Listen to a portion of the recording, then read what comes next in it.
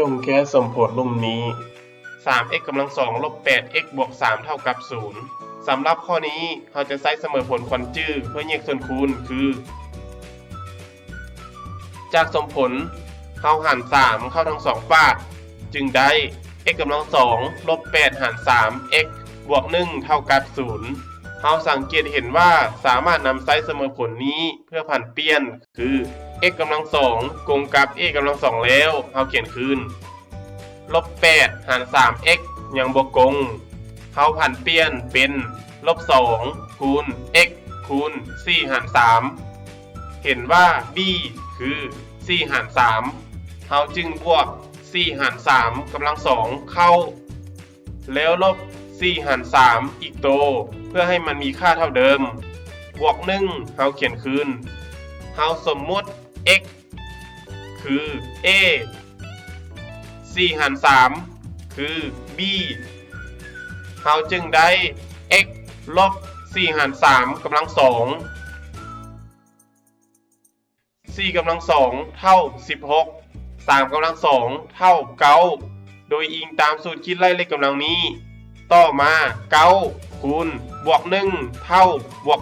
9บวก9ลบ16เท่าลบ7หาร9ต่อมาเราสังเกตเห็นว่า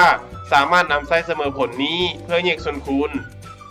x ลบ4หาร3กำลัง2กงกับ a กำลัง2แล้วเราเขียนคืน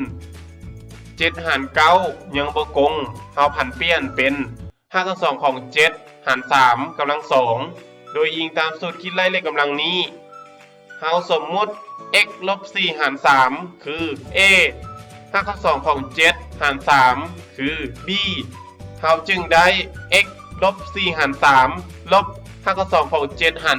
3 x ลบ4หาร3บวก5ทั้ง2ของ7หาร3เห็นว่ารูปร่างกงกับกรณี a คูณ b เท่า0แล้วเราจึงได้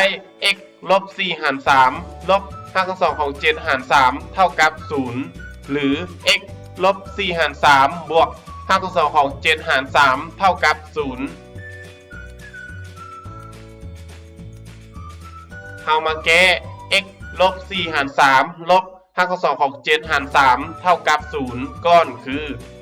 ลบ4หาร3เราย้ายฝากจากลบเป็นบวกจึงได้4หาร3ลบ5ทั้ง2ของ7หาร3เราย้ายฝากจากลบเป็นบวกจึงได้บวก5ทั้ง2ของ7หาร3เห็นว่าพูดคือกันเราเขียนพูดคืนแล้วเอาจำนวนพูดมารวมกันคือ4บวก5ทั้ง2ของ7เห็นว่าได้ค่า x แล้ว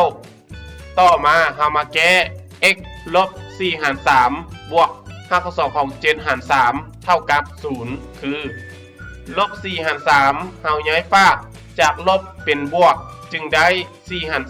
3บวก5ทั้ง2ของ7หาร3เราย้ายฝากจากบวกเป็นลบจึงได้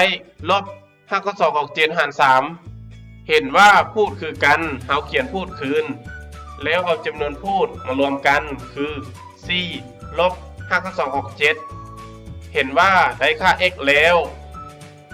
ฉะนั้นกลุ่มใจผลของสมผลในจำนวนจริงแม่น4ลบ5ทั้ง2ของ7หารให้3 4บวก5ทั้ง2ของ7หารให้3